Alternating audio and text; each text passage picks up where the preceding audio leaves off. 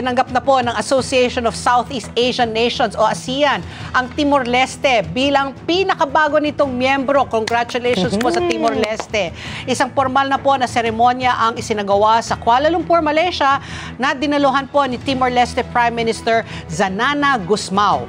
Ito po ang pinakaunang pagdagdag ng miyembro sa ASEAN mula nung dekada 90. Wow, first, tagal no, bago sila nakakuha ng bagong member.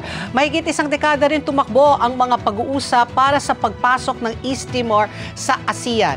Ang Timor-Leste po ang pinakabata at isa sa mga pinakamahirap po na bansa sa rehiyon.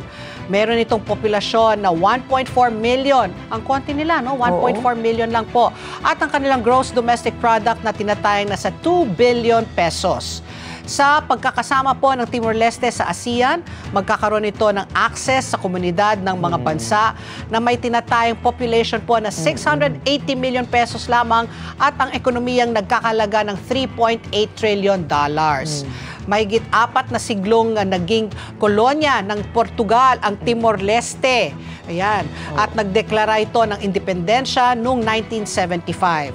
Pero hindi po nagtagal ay sinalakay naman po ito ng Indonesia na naging simula ng 24 na taong pananakop na nagresulta po sa pagkamatay ng libo-libong mamamayan sa armadong hidwaan.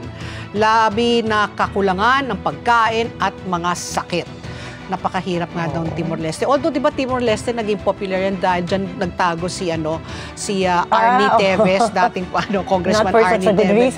Yes, oo. So, formal na pong naibalik ang independensya ng bansa noong 2002. Unang humiling po para maging miyembro ang ASEAN ang Timor-Leste noong 2011 at nabigyan ito ng observer status noong 2022. So, ngayon, 11 countries na ang member ng ASEAN.